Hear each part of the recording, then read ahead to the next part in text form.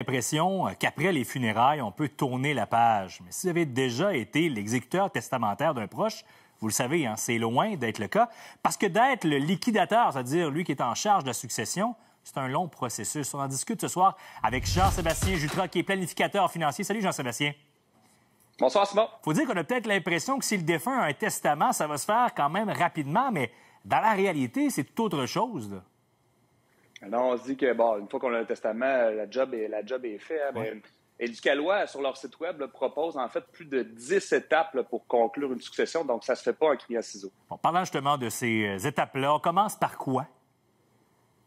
Bien, la première étape, c'est de prouver qu'il y a un décès. Donc, il faut faire une demande au directeur de l'État civil pour avoir une copie de l'acte de décès. Tout va commencer par là parce que c'est partout qu'on va demander ou on va dire que cette personne-là est décédée, bien, on va nous demander une preuve. Puis une preuve, c'est vraiment une copie de l'acte de décès. C'est pas un certificat que mon médecin ou le centre funéraire va me donner, c'est vraiment une copie de l'État civil. Bon, évidemment, oui, le certificat de décès, le testament également qu'on doit chercher, parce que, Jean-Sébastien, il existe plusieurs types de testaments.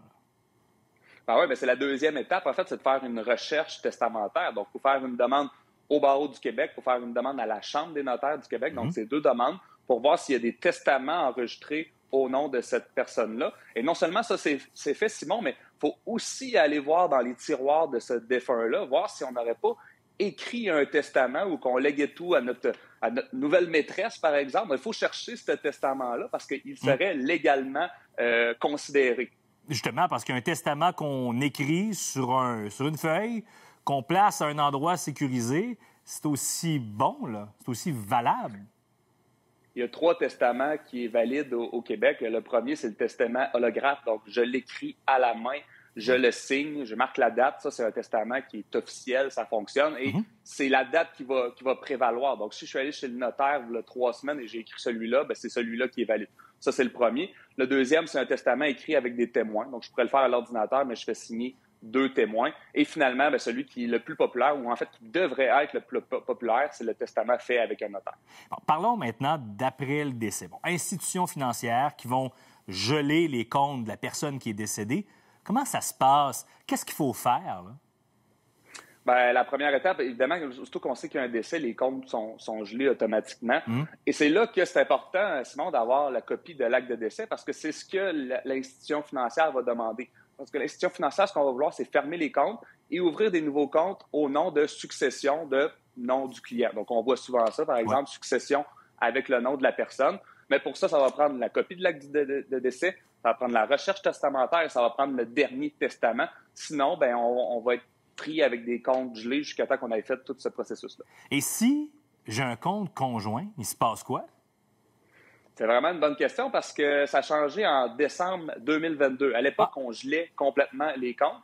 Et en décembre l'année dernière, bien, ce qu'on a mis comme une nouvelle règle, une nouvelle loi plutôt, c'est que le conjoint pouvait retirer la portion de ses avoirs en simplement demandant à l'institution financière. Il y avait un transfert qui était fait via un autre compte. Et le pourcentage dépendait de comment qu'on l'avait écrit. Et s'il ne s'est pas écrit nulle part, bien, c'est 50-50. Donc, on pouvait retirer cette portion-là au nom du conjoint survivant. Le liquidateur, là, celui qui gère tout ça, doit également payer les dettes de la personne qui est décédée. On espère évidemment qu'il y a assez d'argent pour payer tout ça, parce que sinon, là, c'est tout un casse-tête, là.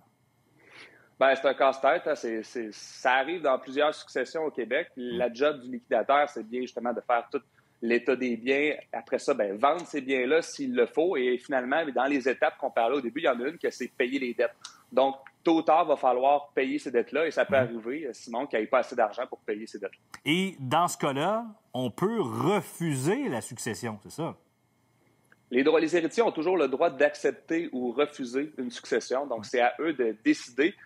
Faut être prudent dans ces situations-là, hein, parce que parfois, il y a une différence entre accepter et refuser. Et parfois, simplement utiliser les biens du défunt, c'est considéré comme étant accepté. Donc, si je vais chercher ton spa, Simon, après ton décès, puis je l'amène chez nous, j'ai comme un peu accepté la succession en allant chercher une partie de tes biens. Ou si je fais rien du tout, ben, après 6 mois d'avoir rien fait, ben, c'est considéré comme avoir été accepté aussi. Donc, quand la succession est déficitaire, ben, peut-être plus de s'entourer de conseillers juridiques pour voir qu'est-ce qui est le mieux de faire pour pas que j'aie à payer justement ces dettes-là.